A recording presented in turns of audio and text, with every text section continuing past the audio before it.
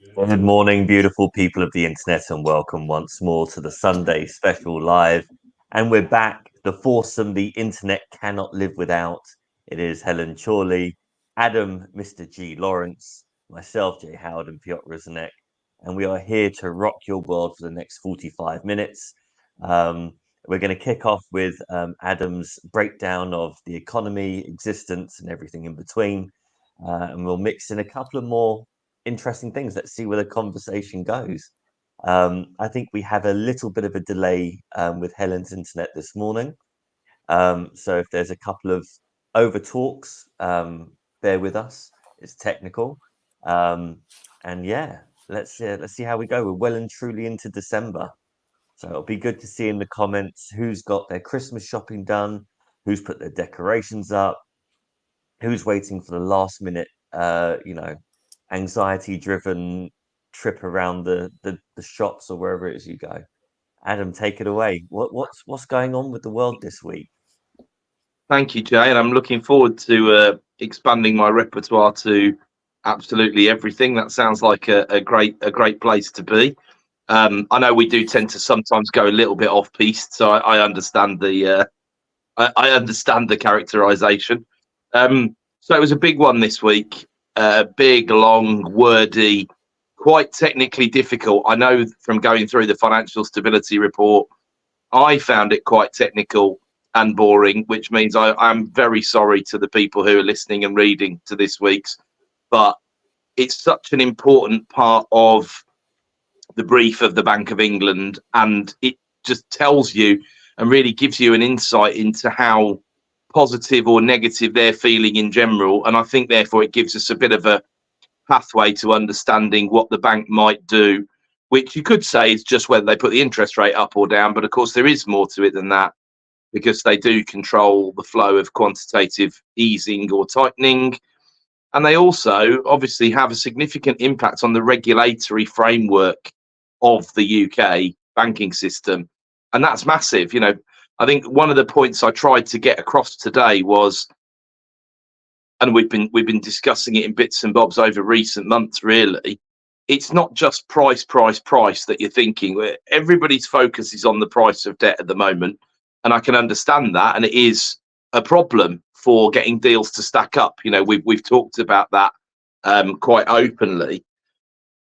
But even though you would say price isn't the only fruit when it comes to a lender, because, for example, if you go to a lender that's going to take 9 months to process a mortgage application, then that's going to cost you somewhere else. So the rate that you're paying when you finally get that loan, if you get it, or you go to a flaky lender who's pulled out of a couple of deals of things that you know about, you're just going to end up costing yourself 6 months more bridging money or investor finance or however you're funding your deals. So there's not a lot of point behind that either. So they do have to actually be able to deliver, but also they have to have the appetite to deliver. And that's something that we haven't really struggled with too much, even in spite of the massive changes in the market thanks to the pandemic. Obviously, when the pandemic first came, there was a fair few products. Remember, there was a point where the number of buy-to-let products was down from like a couple of thousand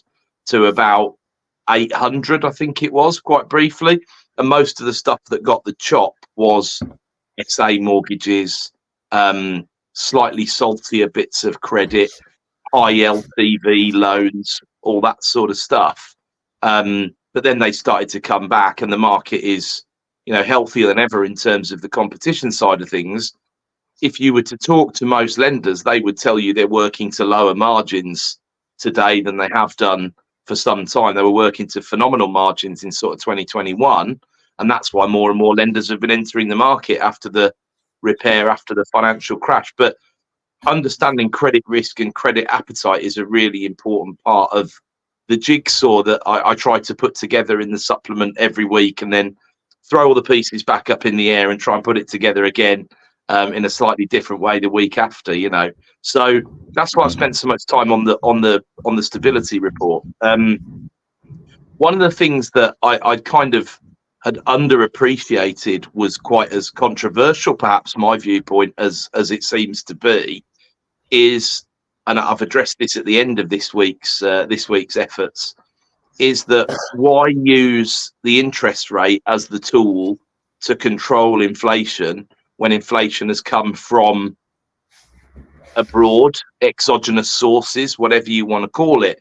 And I think I hear and see that argument. I understand why people are making it. I might say it's only fair to say I think we're all quite self-interested in where the interest rate is, so it's quite difficult to be objective sometimes. But I've not really heard. I got asked the question again. I was on Jerry Alexander's commercial property podcast. Well, I recorded it with him this week, so I'm sure it'll be released over the coming weeks.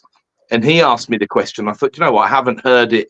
And his wording of it and his back and forth was very strong, you know. So it was very good, and it got me thinking. And I heard that same accusation really levelled at the Bank of England at one of the breakfast briefing meetings that I go to. And the rep kind of slightly fluffed the answer, really. And I went up to him afterwards and I said, basically, why didn't you say to him this? And he said, yeah, you're right, I should have said that. That was a better answer. Which I think he was just being generous, because he's a far greater and more eminent economist than I will ever be. But I think I just had the way that I have of challenging people when I don't think they're getting it right, I suppose. And my point was ultimately that it doesn't really matter where that inflation came from. It's like if the fire's started, what you've got to do is try and put it out by whatever means necessary, not worry about how the fire started, right? So the fact that, you know, there was heavy demand for durable goods during the pandemic, and then commodity prices started to run away, and all the commodity resource planning and all that was all over the place, because in mid-2020, everybody thought there'd be a massive global depression. And then it turned out that after all the stimulus, that wasn't going to happen at all. And then demand was actually racing away. The fact that we have to import, you know, too much, frankly, of our energy via buying fossil fuel from abroad, or the fact that we import so much of our goods and all the rest of it, it's not really relevant. The Bank of England can only do one thing, really, in that situation. And the whole of the country can only really do two things, you know, and it's the second thing that's really was more problematic. The bank weren't fast enough raising rates. I think most people appreciate that now. I would probably nuance that a bit further and say, I think we could go back years and years and years, and the bank could have raised rates from, say, 2014 if they'd really wanted to. And they could have had a campaign of 0.25% a year or something. It would have been a tiny adjustment. There just wasn't that appetite to do it. And once the party of cheap money started, nobody wanted to be the one to bring it to an end. So you rarely hear me criticise Mark Carney, but I think the historical record should at least reflect some challenge to Mr. Carney for his leadership of the bank when we weren't putting the rates up at all, or really trying to. I think the last few years have shown that we absolutely could have handled it. And of course, if it was wrong, they can always go back down. But the point is, why put the interest rate up when you're the Bank of England if the inflation shocks come from abroad? Well, because you've got to destroy demand. And that's the bit that the bank would not say out loud. But you can only control what you can control. And you've got to try and squeeze the money in people's pockets and destroy demand, because it's a bit like, it's a typical political point, really. Inflation is pretty crap for everybody, right? And I suppose you could argue, if you're a commercial landlord and you've got CPI-linked rent reviews and your costs aren't going up alongside CPI, and you've got a lot of fixed, cheap debt, I guess you could say inflation's good for you. But it's a very, very rare breed of person and business. And I mean, for property investors overall, inflation's good for you, as long as house price inflation is keeping pace with or outstripping construction cost inflation, management inflation, services inflation for all the services that you need around your property company and all the rest of it. That's when it is good. And there's been points over the last few years where that's been exceptional, because house price inflation has been so high, apart from anything else. It's a bit more nuanced than just get debt, sit and wait for debt to be eroded. that it's different from that, because ultimately you're not affected. Well, you're positively affected by wage inflation, because A, that's going to fuel the price of houses if you're coming to sell them or you're looking at capital growth, and B, it's going to increase the affordability of your tenants to be able to pay rent. So you are impacted by wage inflation, but you'd argue that house price inflation in its direct form would be the most relevant point in there. So the fire started. Inflation overall is bad for everybody, probably good for the government and bad for everybody else. You could maybe generalize to that level of degree, although not necessarily good for the government when it leads to social unrest and people going on strike, and that in itself hurts everybody, because that costs the GDP of the country. You know, growth has been lower this year than it would have been if people didn't go on strike. I'm not seeking to lay the blame of all of that at the doorstep of the strikers. I can understand why many of them have taken a position and largely have supported certainly some of the groups that have done, when you look at what's happened to doctors and nurses' pay for the last 15 years or whatever, you know, for example. And I suppose they felt they haven't had a choice, and the offers haven't been, you know, particularly great, and they're nearly through all of that. That doesn't help a government, because seeing social unrest, and rarely does the government come out of that looking fantastic, I don't think. If you think about miners' strikes and things like that in the past, they weren't necessarily great pieces of PR, although they would, you know, harden the resolve of some of the further right of the Conservative Party, apart from anything else. But the point is, the bank has to put interest rates up to try and put the fire out, even if the fire started in a chip pan, or the fire started through an explosion, or the fire started through a cigarette that wasn't stubbed out properly. It doesn't really matter. They've got that tool to put it out. And then the government's job is to support that using fiscal policy. How do they tax and how do they spend ultimately? And again, this is where the conversation drifts outside of what people can talk about, because when you're talking about tax, no politician is going to stand up and say, look, inflation is quite high, so tax needs to be quite high because that will help to lower inflation. Because it just sounds like a bit of a blag. It is the truth, right? You know, you raise tax rates and it is disinflationary, but nobody wants to hear it and think about it. So instead, they do the usual trick they've always done, and it's exactly what's gone on with Hunt's recent budget. You know, these tax thresholds are frozen, and it's really punishing for people who are getting promotions and pay rises. And there's by 2028, I think they said there's going to be 4 million more people paying income tax who weren't already, and 3 million more going into the higher rate band that weren't there, and 800,000 more going into the higher additional rate. No, I think it's 400,000, sorry. 400,000 more going into the 45% bracket. So the government's a huge beneficiary of that, but of course it is also disinflationary. And that's the fiscal policy piece. And then the spending part as well, well, that also ties in with the fact that all the extra debt that was taken on, plus the new cost of servicing all of that debt, thanks to what's happened to the interest rate, it's got to come from somewhere. And the international bond markets have got to believe that it's affordable. And so, because if they don't believe it's affordable, you get a Liz Truss style situation, as we had a live show of what happens when the international bond markets lose faith, 14 months ago. And we'd rather not have another one of those. Thank you very much. So that's where it leaves you. But of course, at the time, the government and the bank weren't working together at all, because for whatever reason, Truss and Kwarteng sort of said, the country's sick of experts. We know what we're doing. Forget what the Office for Budgetary Responsibility is saying. Forget the Bank of England. 2 fingers up. We'll sort it out on our own.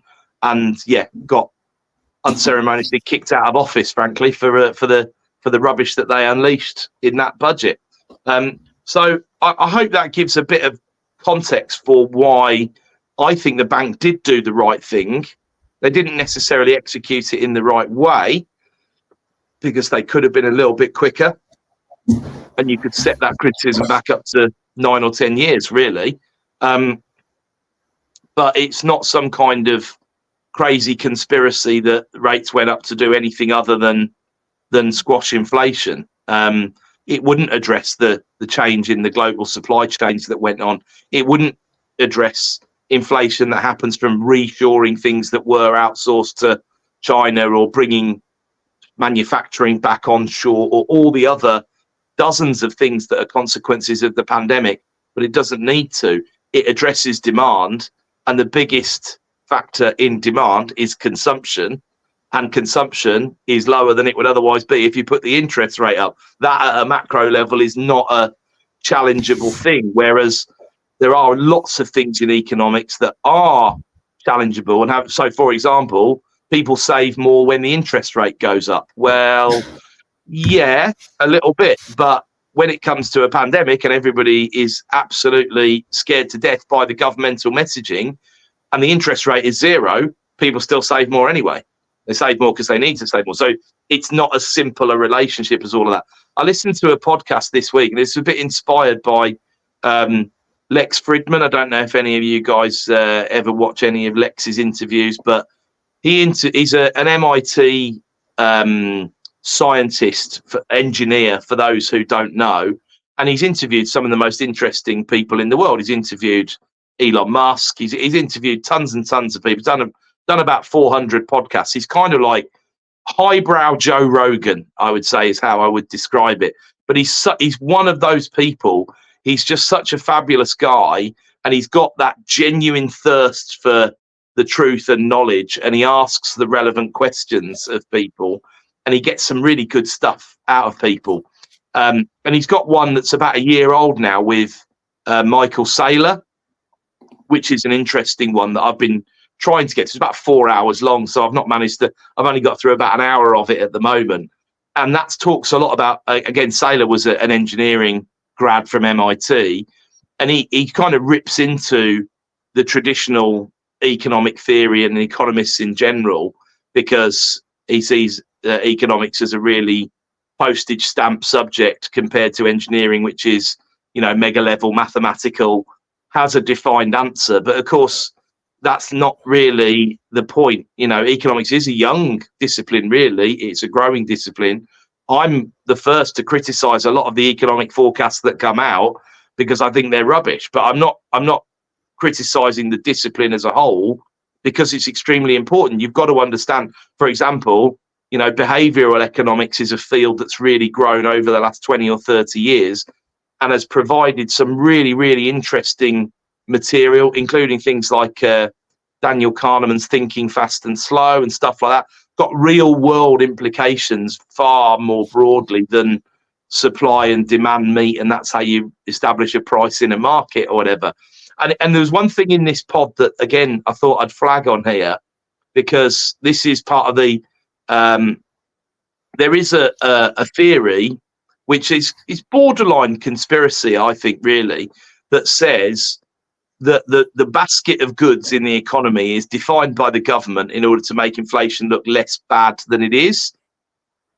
And I think the problem is, if you don't change the basket of goods in the inflation calculation, then in 1950, when you had Bovril in there or whatever, and nobody buys Bovril anymore, it becomes irrelevant far too quickly. And then if you don't include the mobile phone when the mobile phone is invented, that would not represent. And in fact, if you go and look at Visa, they have some figures around there, because obviously they're using actual spend figures in terms of what people, because that's the data they have access to. So again, it wouldn't be perfect, because they wouldn't have access to bank transfers that you're making for larger ticket purchases, for example. But it's pretty good, and it's not a million miles away from the governmental measures of inflation. It's just people struggle to get their head around, they see what is in front of their face, so they remember, well, my holiday abroad cost 100% more than it did. Well, okay, but A, is it completely comparable? B, that's one thing, one purchase a year for most people if they're lucky enough, So how does that actually impact the real rate of inflation? And quite often there are some things, especially, in nearly 50% of months, petrol and diesel prices are going down. So that's having a negative impact on, first order, what you put in the car if you're not driving electric, but then also what you pay for the food on the shelves, because all that's got to be moved around and all the rest of it. So Saylor makes this point. He says, right, if you go down, which is one of the great humble brags I've ever seen as well, by the way. He says, right, they're doing the interview in Michael Saylor's house. And he says, right, if you go around the corner, there's a deed on the wall from this house. It was sold for $100,000 in 1930. Now, there's probably a few things to take from that. His point then becomes, if you go on Zillow, which is their version of Zoopla in the States, you know, the Z score, which is the estimated price, is $30.5 million. So, first of all, you know that Michael Saylor's probably worth listening to because he's got a $30.5 million house, right? And then he backtracks from there and says, right, so what that means is inflation is actually 6.5% a year since 1930. And it's like, for someone who criticizes the discipline for being too simplistic, that is a horrifically simplistic argument, because apart from anything else, I will absolutely guarantee you that house has been extended, remodeled, refurbished. You know, there are holding costs to property that need to be considered. There are property taxes, there are all that sort of stuff. So it isn't just a case of having an asset that just goes up 6.5% year on year. And then, of course, if he wanted to sell it in the States, there'd also be a significant commission to consider, right? So it's not that 100K has become 30.5 million. There'll be a whole series of things that have happened over the life cycle of that asset that have improved it quite a lot. And I've seen this, and I've looked at various bits of data over the years where I've seen, right, okay, what was that house in 2000 and what is it today? You might argue, and there'll still be refurbishments to consider, but flats probably give you a more pure picture of what's going on, although the price of a flat doesn't take into account the depreciation in terms of the lease, if it's got a lease that needs consideration, or if it's got a lease with escalating ground rents in or whatever, that also needs consideration. So it isn't as simple as that. Although he does make some good points about the money supply. And I think going back to the argument about was interest rate raising the right way to tackle the inflation, the sort of inflation that we had, you do have to look at the money supply. And this, again, is not something that's in the Bank of England repertoire that they use to construct some of their arguments. But if you look at the correlation between spikes in the money supply and spikes in inflation over the years, it's very difficult to deny that there is some correlation between the two, right? So, and again, and bear in mind, this interview was recorded 12 months ago, so things have changed since then. House prices in the States have corrected a reasonable amount. Interest rates have done what they've done and are now up to the point where people are still at sort of 8% to take a 30-year loan, which is their typical loan in the market, which is, you know, we're moaning about 5 or 5.5 or whatever, and they're paying 8, and it still hasn't created some kind of incredible meltdown in the US property market. It just shows quite how robust it is, apart from anything else. But that was that's the slalom version of this week's supplement. In far too many words, far too unnecessary. Sorry about that. I was talking to an investor on Wednesday or Thursday, someone who hasn't sold a property for many years and is thinking about selling a property to get some cash back in. You know, they call it the war chest.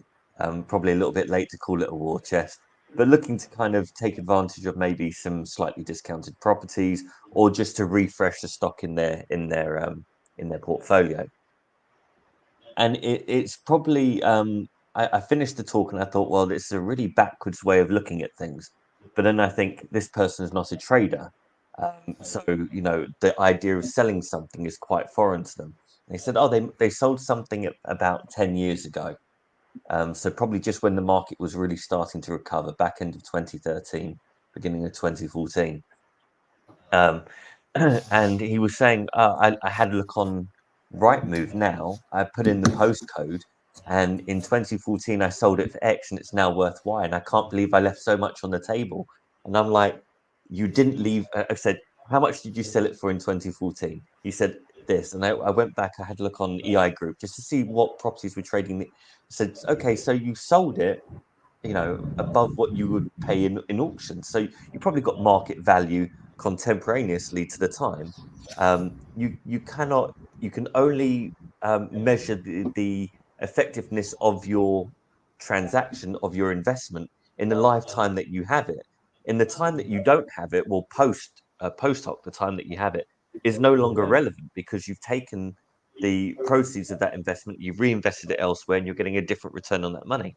The thought of looking back 10 years to say, I shouldn't have sold that, it's now worth X. Well, it's not now worth X 10 years later, because there was probably a refurb in between, probably changed the boiler in between, you probably had a tenant or two in between, council tax has gone up, Section 24, all of these things have changed. So the metrics of that deal for you are not the same today as they were in 2014. So you probably got out at the right time.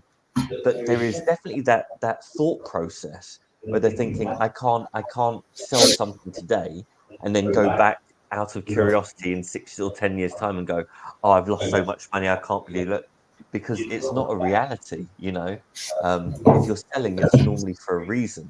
But I kind of, for us, it's strange thinking about things like that, because what we do is we're in and out quickly, and we're doing, hopefully more than marginal gains in a short period of time, and we can game the system without the system being upward or downward, because of the way that we transact. So for us, it's very different.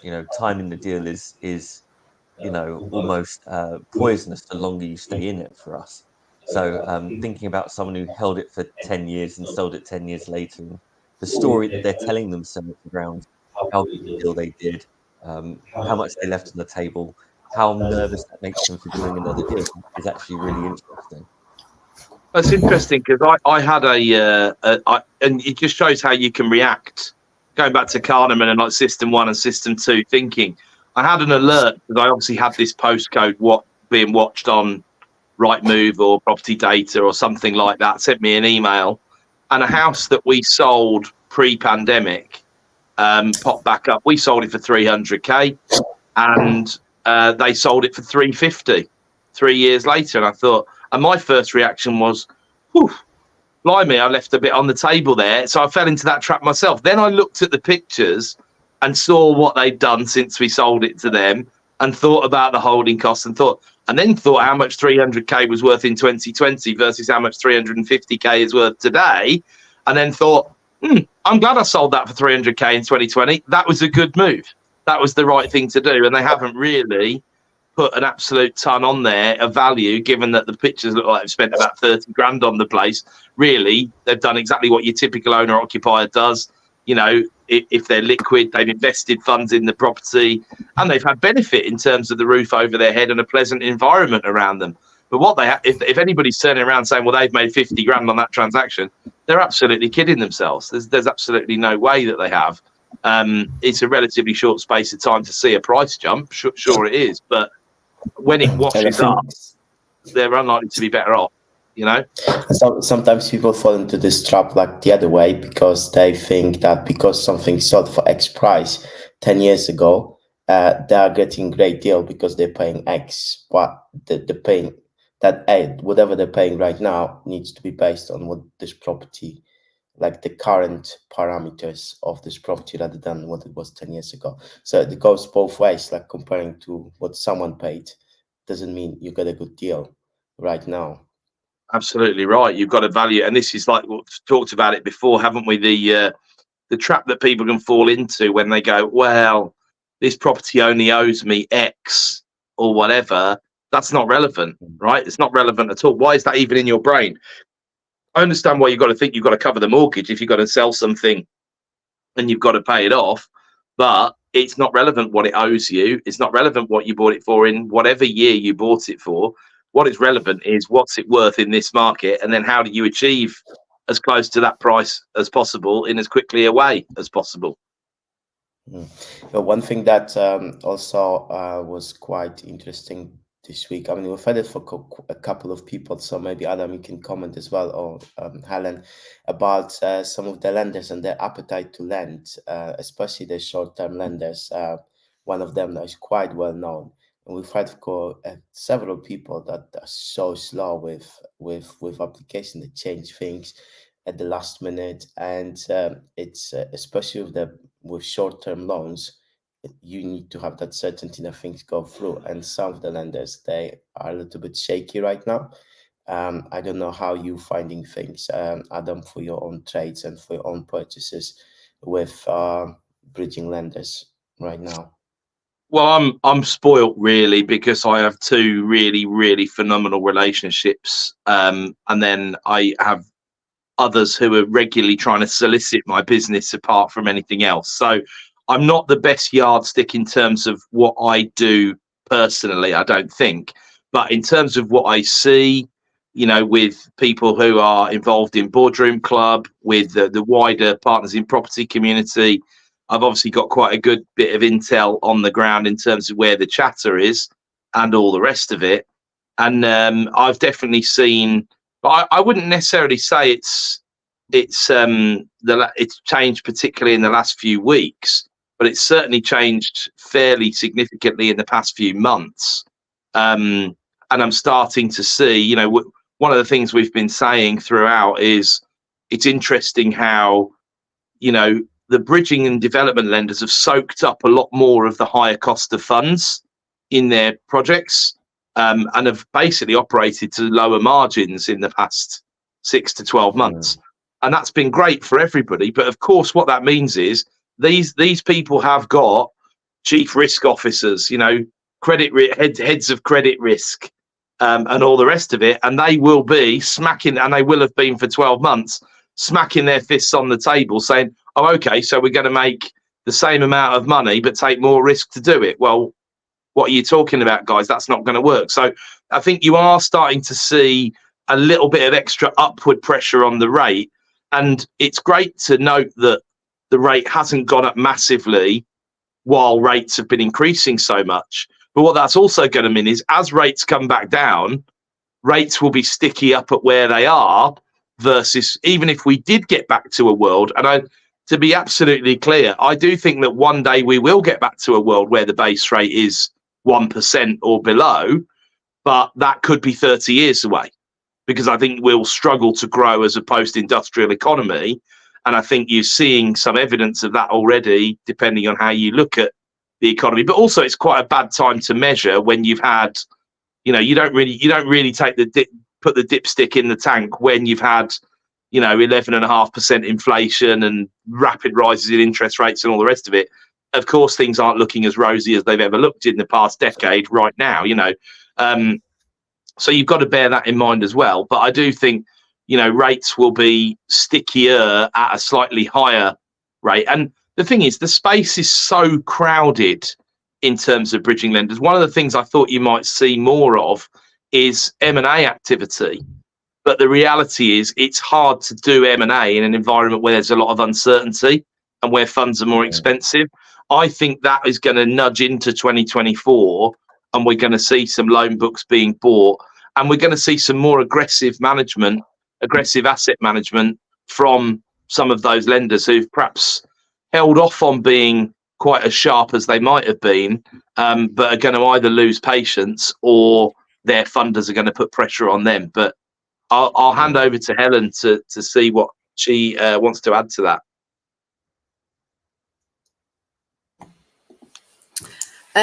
Not too much to add, to be honest, in terms of, because I don't take lending myself, so I don't really kind of know like what's out there. But interesting in terms of, and it picks up on something else you said earlier about kind of investor appetite, and I would definitely agree that I'm seeing more caution, people taking more time, a lot more thinking time about kind of making choices as well. But it goes back to actually what you were saying about the behavioral economics as well, and the very different approach. It's how that contrasts with engineering. Engineering would like it very straightforward. It's this, these are the inputs and this is the output. When you've got behavioral, you've got human behavior in there and psychology, then we're not dealing with logic. We're not dealing with,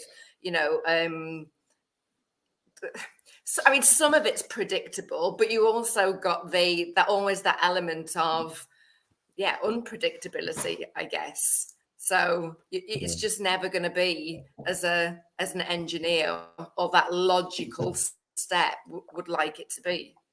And that's kind of half the fun as well, right? It keeps it interesting. Yeah, it does. Guys got a kind of similar comment to your one, Helen. It's interesting to think that economic has its core principles, but it's revolving. And I also wonder, since the pandemic, how people think about those core principles. I'm really meaning what they expect from the government. Well, that's just a fabulous comment that we could spend, another hour at least, taking apart in its component parts.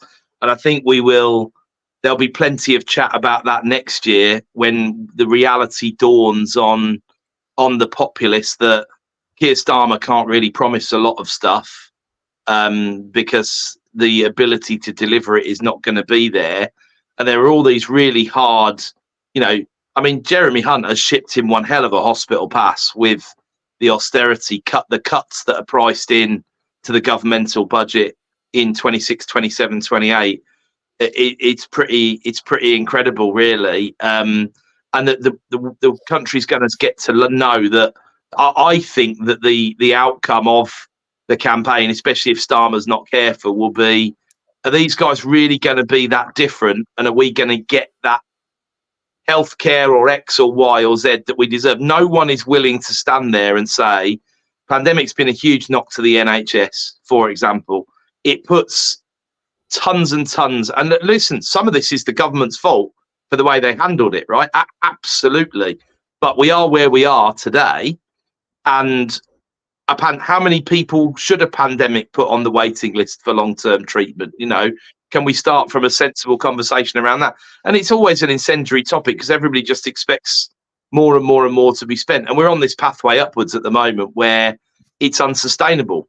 And so the pension pathway is occasionally addressed by a brave government who will move it forward 10 years in the future so they don't see too much of a negative impact and all the rest of it. More work needs to be done on that side of things, just as more work also needs to be done on the healthcare side of things. But no one wants to address that at some point healthcare has to stop growing in real terms. Otherwise, the entire government budget is just healthcare.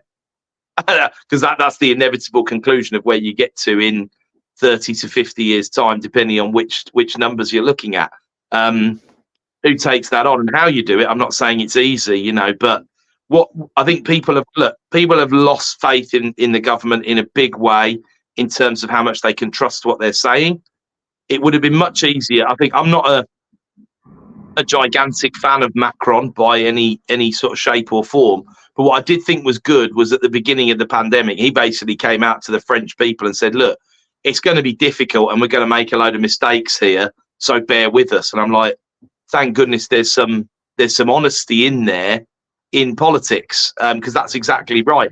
Whether that helps and whether the French people trust their government more than the UK, I'm sure they probably do. I mean, Sunak's approval rating is through the floor, isn't it? It's hanging around where Boris's was at this time, and he's just the fall guy candidate who's taking all the punishment.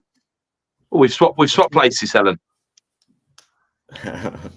I think it's interesting. So I don't know if these are questions or just comments that I kind of have in my own mind. So on the Keir Starmer point, I think the only thing Labour has to do at the moment is promise just one thing that I think the entire nation will go, well, let's give that a go, right? I don't think saying that they're more competent or they're a completely different part of the political spectrum, if they can just turn around and say, yeah, we're not into that cronyism, we're not going to be awarding X, Y, and Z, even if they're not promising these big rate cuts and saving the lives of the middle class or improving the lives of the lower class, I don't think they have to do anything like that. They just have to turn around and say, we're not going to be a dodgy bunch of self-serving arseholes. If they just stuck with that party line, there's no competition. I think the Conservatives would have to really go uphill. You know, it would be a Sisyphean kind of assault to try and recover from that very simple statement. Yeah, we're just not going to give massive government profitable contracts to just the guy Dave down the pub. It's just not going to happen. So that was the first thing that crossed my mind when you'd said that. And another thing that I was thinking about recently is I was talking to somebody who is in runs a procurement department for a government agency.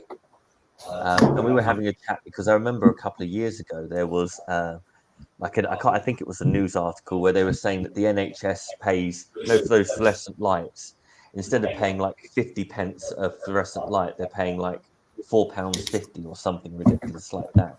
And this was a number of years ago. And then I was talking to this person and they said, look, if we don't spend the budget that we're allotted, the budget goes down. So we have to spend the budget and then make the argument that we need a bigger budget for next year because people, materials, blah, blah, blah, everything's getting more expensive.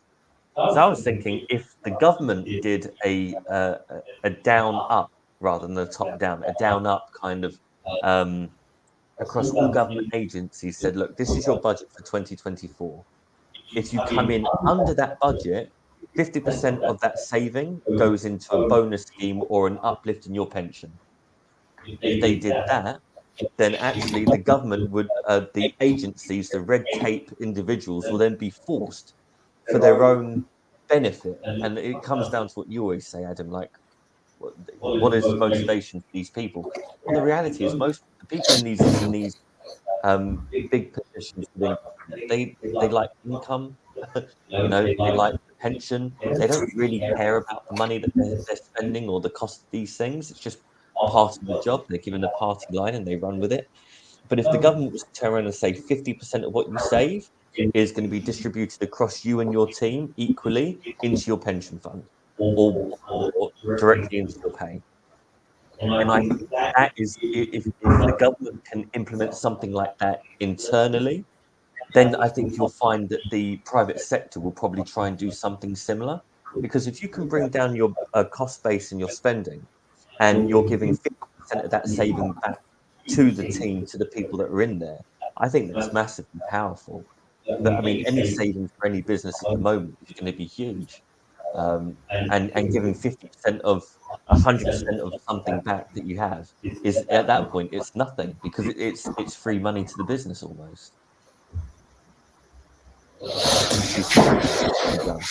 Interesting. Yeah, I also we talk about a lot like that incentivization, isn't it? And there's ways things should operate, but then the real world, and again we're coming back to behavioral economics. If you get that incentivization right, or you work out what your end goal is, and then work out how your incentivization works, and you can get there, you know, by being a bit clever about it rather than, well, it shouldn't take that. Well, it does. So let's work on this piece to achieve this piece.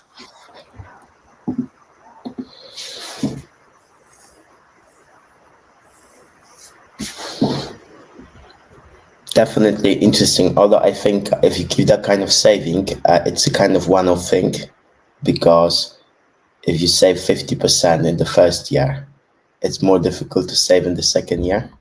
So I mean, it's yes, not it a is. long-term. It's not a long-term thing, and I think we were talking to the same individual about how that they were working, I think, in a big banking institution, and they had done something like that, but it petered out over a while because there's only so many savings you can make a year. But if you think if you run that scheme for 2 years, right, the uplift in those savings bolsters their pensions. They're still motivated to do that, and they don't repeat the cycle of self-abuse of increasing the budget every year because there's an overspend. Yeah. So maybe coming in on budget is better than increasing the budget year on year. I don't know. 100%. It seems like Adam had to leave today earlier, and we've got Adam. Are you leaving? You are. Yeah, I've got to go, guys. Sorry. Okay, sounds good. Thanks, Bye, Adam. Helen. Have a good day. Bye, Adam. And Helen is back. Bye. Sorry about my internet. I think this signals the end of the Sunday special live. This is the universe telling Yeah. us. Yes. So yeah, hope you've I've enjoyed got- it. Yeah, I've got a couple of comments. Just want to read them out. From Guy, I think the electorate have lost faith in politics as much as they have in the Conservative Party. It's a problem for Labour as well. The Tories and Labour have to manage the outliers in the parties during the election campaign. Well, I mean, And we've said it. Oh, comment from Nina. Do we believe Starmer is less dodgy Any? and self-serving than Sunak? Any less I mean, dodgy? look, I mean, Okay. No. we said it for the last 3 or 4 weeks, maybe a little bit longer. These elections are won from the centre, kind of in response to Guy's comment there. And actually, if the parties, the outliers in the parties were less cronyist, it doesn't matter which party they are, and they wanted to get into power to make a real change to society, which is the shtick they keep beating us all over the head with, then they would behave. They would come in line because it's Labour's for the taking. And if they're not smart and they don't do the right things, it'll become a coalition government, or it'll become a hung government, or it will. Yeah, the issues don't even bear thinking of. And with Linda's point, absolutely not. I wouldn't say you're swapping one evil for another, but you're dealing with one human being over another human being. And everyone has their faults and failures. The only problem that the Conservatives and the cronies have is that they had taken control over government and have experienced some horrendous situations that are outside of their control. Now, whilst they are outside of their control, the way they've handled them has been terrible. They took the government over after the financial crash. It was a global financial crash. They had Brexit. They've had, COVID. All of these things are kind of, you can't really account for that, but you can put a better image and you can do a better job for the taxpayers and for the X number of million peoples that are under your stewardship. You can do a better job. Will Labour do a better job? Well, probably not. But I think people are just tired of seeing the same power stance, self-serving posh knobs telling them what to do. Maybe they would prefer, a bunch of unionized racists instead. It's you got to pick your poison. And on that positive note, Positive note. let's wrap it up for today. It was a great chat. Thanks everyone for comments. And also Matt learned a new word, contemporaneously. That's what we're here for, Matt. Good word. Nice one. All right, guys. Well, thanks for joining. Thanks for generating the conversation today with great comments. We'll be back next week as usual. I think we're back. We're back next week for sure. Yes. Yes. And have an amazing Sunday, everyone. Bye.